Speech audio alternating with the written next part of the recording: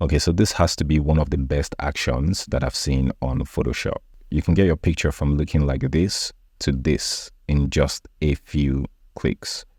So how the action works is like a digital gobo or a digital optical snoot to add that extra pocket of light on your background just to give, your final image more depth.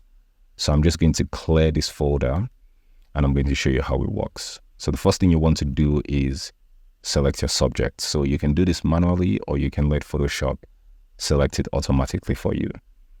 Next thing you want to do is to go to your actions panel. If it doesn't look like this, you have to click that option and make sure you're in button mode.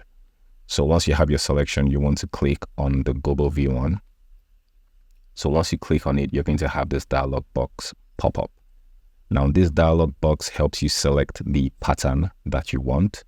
If you have the action installed, it usually comes with a pattern file, that gives you all the light pockets.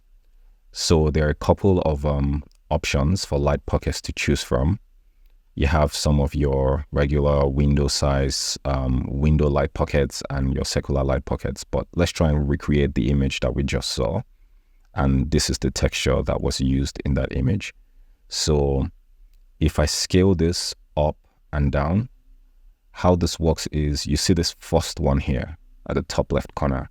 You want to scale it up to be as big as possible, but you don't want it leaving any of the boundaries of your document. So this can be as big as this, but you don't want it coming out of any of the boundaries. If you see some other, of the patterns still repeating inside your document, it's fine. We're going to get rid of it in the next step. So I'm just going to scale this up. And I think for this document size, 27 works because this scaling might change depending on the size of your document because it's a really high res pattern. So once you're done, you click OK.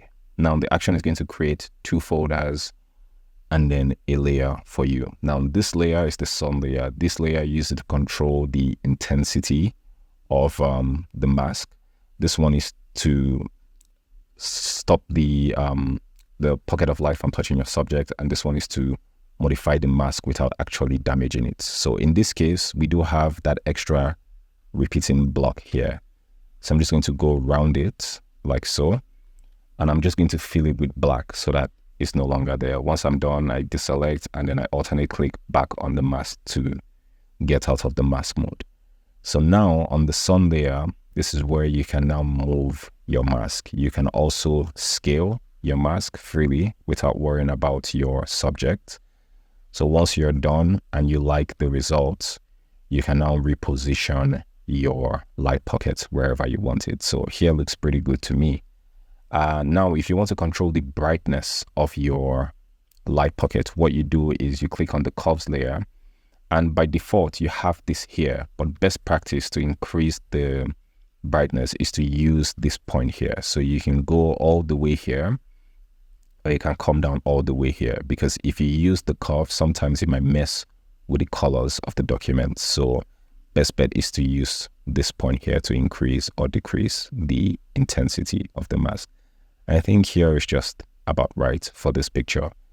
Now, this fade control, say I don't want this, touching the edges of the document like so, I can say create a mask on that layer with my gradient tool and just fade it in a bit, like so, and like so that it's a little softer. Now I can go back to my sun layer and move this easily within that range to further reposition it and have the perfect look.